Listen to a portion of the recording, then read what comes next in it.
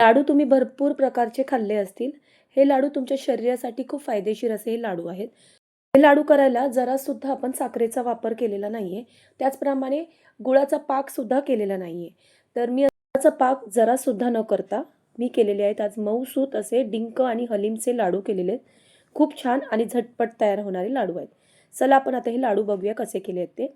त्यासाठी मी हे बघा, घरात बनवलेलं मी तूप आहे. मस्त असं रवाळ तूप घेतलेलं आहे आणि तुपाचं प्रमाण पण जास्त लागत नाही या लाडूला. चमचे मी तूप घातलेलं आहे. ह्यामध्ये मी ही डिंकाची पावडर केली. तुम्ही डिंक असे अख्खे तळलात तरी चालेल ह्या तुपावर. हे बघा. तर ही पावडर मी मिक्सरला वाटून घेतली होती. डिंक आता व्यवस्थित मी हे भाजून घेतलं. बघा कलर चेंज झालाय. अख्खे भाजलात तरी काही हरकत नाहीये तुम्हाला. आता हे डिंक आपण काढून घ्यायचं आहे. हे बघा. बाकीचं उरलेलं तूप आहे ह्यामध्ये आपल्याला हलीम भाजून घ्यायचं आहे. तर आता मी हलीम म्हणजे अळीव म्हणतात त्याला. तर मी अळीव व्यवस्थित भाजून घेते.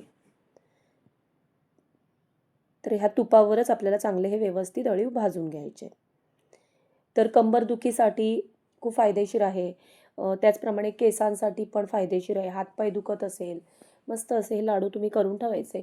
परत वयस्कर माणसांसाठी तर खूप फायदेशीर हे लाडू आहेत. स्त्रियांसाठी फायदेशीर आहेत हे लाडू. तर असे आणि साध्या सोप्या पद्धतीत आहे. तर फक्त आपल्याला हलीम डिंक आणायला पाहिजे आणि घरामध्ये बाकीच्या वस्तू असतात आपल्याकडे. तर आता अळीव भाजून घेतलेले आता हे मी काढून घेते. तर ह्याच कढईमध्ये आपल्याला आता परत तूप घालायचं आहे. तर 2 चमचे मी तूप घातलेलं आहे. हे बघा. लागेल की आपण परत घालायचं आहे. तर आपण ह्याच्यामध्ये गव्हाचं पीठ घालणार आहे. तर तुम्हाला मगाशी सांगितलं बाकीच्या वस्तू आपल्या घरात असतातच. तर गव्हाचं पीठ मी 2 वाटी घेतलेलं आहे. या तुपामध्ये आपल्याला पीठ आपल्याला आहे ना चांगलं भाजून घ्यायचं आहे. तर पीठ व्यवस्थित आपण भाजून घ्यायचं आहे. ह्यामध्ये तूप अजून लागणार आहे. तर आधी मी 2 चमचे तूप घातलेलं आहे. थोडंसं हे पीठ व्यवस्थित मी भाजून घेते. आता मी अजून तूप घालते. 1 चमच्यावर मी परत तूप घातलेलं आहे. हे पीठ व्यवस्थित अजून भाजून घ्यायचं आहे आपल्याला. हे बघा. ह्या गुठळ्या वगैरे आहेत त्या सगळ्या व्यवस्थित अशा फोडून घ्यायचं आहे. ह्यामध्ये आपल्याला बेसन घालायचं आहे. तर एक छोटीशी पाववाटीभर मी बेसन घातलेलं आहे. तर ह्या गव्हाच्या पिठामध्ये व्यवस्थित हे बेसनसुद्धा भाजलं जातं. म्हणून जर असं गव्हाचं पीठ भाजून झाल्यानंतर मी बेसन घातलेलं आहे. आता हे बेसनसुद्धा आपल्याला या गव्हाच्या पिठामध्ये आपल्याला व्यवस्थित भाजून घ्यायचं आहे. हे बघा. तर गुठळ्या वगैरे आहेत त्याचं व्यवस्थित फोडून घ्यायचे. ह्यामध्ये मी आता लाडू रवा घातलेला आहे. तर त्याच वाटीनी म्हणजे ज्या वाटीनी मी बेसन घेतलेलं आहे पाववाटी त्याच वाटीनी मी रवासुद्धा घेतलेला आहे. मग आता हा रवासुद्धा ह्यामध्ये आपल्याला भाजून घ्यायचा आहे. तर ह्यामध्ये मी आता परत तूप घालणार आहे. तर 2 चमचे मी अजून तूप घालणार आहे आणि त्याच तुपामध्ये आपल्याला हे सगळं भाजून घ्यायचं आहे. एवढंच तूप मी वापरलेलं आहे. त्याच्यानंतर मी तुपाचा वापर केलेला नाहीये. तर हे चांगलं मी आता पीठ आहे ते मी भाजून घेते. यामध्ये रवा आहे तो सुद्धा व्यवस्थित या पिठामध्ये व्यवस्थित भाजला जातो. तर आता हे पीठ झालेलं आहे बघा. कलर पण चेंज झालेला आहे. तर आता हे मी थंड करायसाठी साईडला ठेवून देते.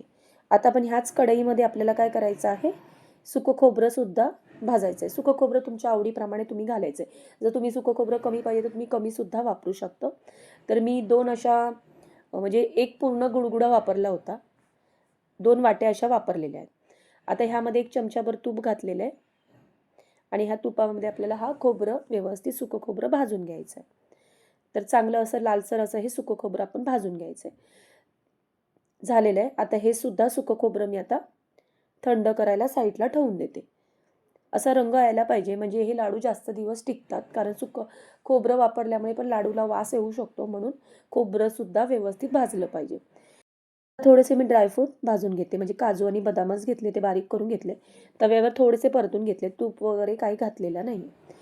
आता मी ज्या वाटीनी गव्हाचं पीठ घेतलं होतं त्याच वाटीनी 1 वाटी गूळ घेतलेले. अजून थोडंसं अर्धी वाटी मी गूळ घेणार आहे. तुम्हाला गोड तुमच्या आवडीप्रमाणे तुम्ही घ्यायचं आहे. हे बघा. आता ह्या जे आपण पीठ वगैरे सगळं भाजून ठेवले ह्यामध्ये सगळं आपल्याला मिक्स करायचं आहे. गुळाचं प्रमाण तुम्ही कमी करू शकता. आता हे मी सगळं ह्या गुळामध्ये हे पीठ मिक्स करून घेते. एकदम सोपे होण्यासाठी हे लाडू लवकर होण्यासाठी आपण एक मिक्सरचं भांडं घ्यायचं आहे. यामध्ये हे आपल्याला गूळ आणि जे पीठ मिक्स करून ठेवले ते घालायचं आहे एकदा मिक्सरला भरडून घ्यायचं आहे. त्याच ह्याच्यामध्ये आपल्याला थोडं थोडं सुकं खोबरंसुद्धा घालायचं आहे. पण सुकं खोबरं आपल्याला नंतर घालायचं आहे. थोडंसं हे गूळ वगैरे मिक्स झालं मिक्सरला की नंतर वरून जरा थोडंसं भरडून घ्यायचं आहे. आता हे हलीम आणि जे डिंक होतं त्यामध्ये मी हे पीठ काढून घेते, जे मिक्सरला आपण भरडून घेतलेलं आहे ते. हे बघा, मस्त असा हा गूळ पण मिक्स होतो यामध्ये आणि जास्त वेळसुद्धा लागत नाही. नाहीतर आपण हाताने हे गूळ मिक्स करेपर्यंत थोडा टाईम जातो. आता हे बघा, यामध्ये थोडं सुकं खोबरं पण मी घालते. चांगलं सुकं खोबरं पण व्यवस्थित त्याच्यामध्ये मिक्स होतं.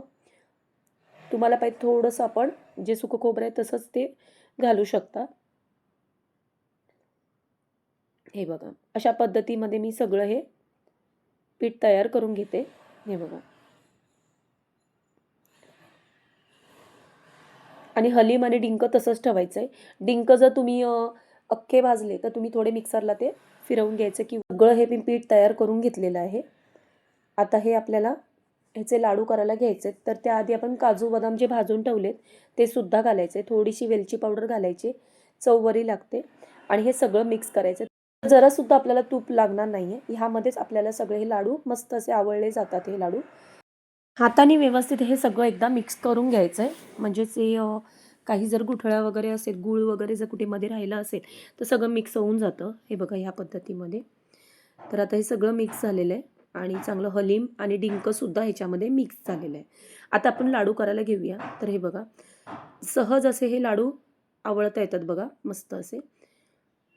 जरासुद्धा तुपाचा वापर लागणार नाही आहे. हे बघा, तयार झालेलं आहे. हे बघा, मस्त असे दिसायला खूप छान, खायला पौष्टिक असे हे लाडू आहेत. हे लाडू मी सगळे आता करून घेते आणि खूप लवकर पण होतात. मस्त खायला मुलंसुद्धा आवडीने खातील तुमचे हे लाडू. आणि करायला काही जास्त वेळसुद्धा लागत नाही हे लाडू. तर आता बघा, झटपट असे हे तयार करून घेते लाडू मी.